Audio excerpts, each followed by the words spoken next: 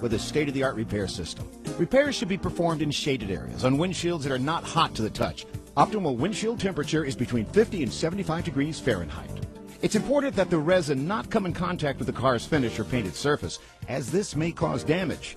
First, use the enclosed push pin to clean any loose pieces of glass from the damaged area. Next, use the alcohol towelette to clean around the damaged area, both inside and out. It's suggested you place a cloth near the bottom of the windshield to catch any resin that may flow down from the repair area. Peel the backing from one side of the adhesive disc. With the tab pointing upward, line up the hole in the adhesive disc with the center of the damage. Apply the adhesive disc to the windshield, making sure the entire disc makes contact with the windshield.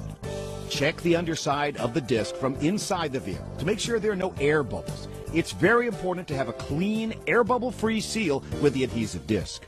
Next, peel off the backing from the other side of the adhesive disc. Line up the tab on the pedestal with the tab on the adhesive disc and press firmly, making sure there are no air bubbles and there is a tight seal. Remove the cap from the resin tube.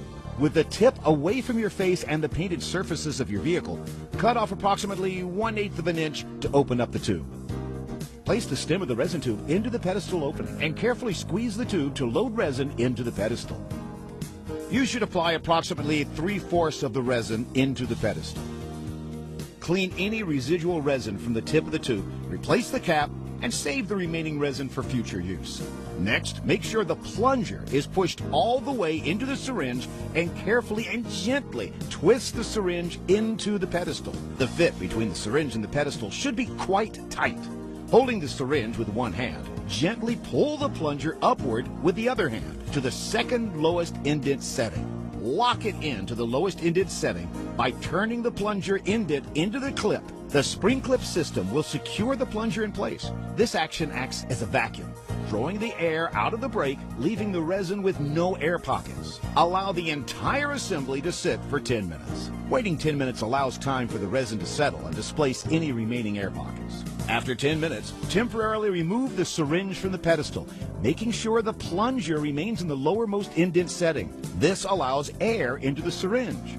Keeping the plunger in the lowest indent setting, carefully replace the syringe by twisting the syringe back into the plunger as before. Holding the syringe with one hand, with the other hand, twist the plunger out of its lowermost indent setting and gently push the plunger down into the uppermost indent setting. Twist the plunger, locking it into place, and allow the entire assembly to sit as is for at least 20 minutes. This action forces the resin into the damaged area. After 20 minutes, remove the syringe from the pedestal. Carefully use the safety razor to loosen the outer edges. Then slowly remove the pedestal and adhesive disc from the glass. Wipe off any residual resin from the glass. Remove the cap from the resin tube and carefully apply a bead of resin into the hole of the damaged area. Place the yellow curing strip over the damaged area to hold in the resin. Remove any air bubbles by using the safety razor to lightly smooth over the curing strip. Move the vehicle to direct sunlight and let it sit in direct sunlight for 15 minutes. The resin will cure with natural UV sunlight. On cloudy days, at least 1 hour of cure time will be required.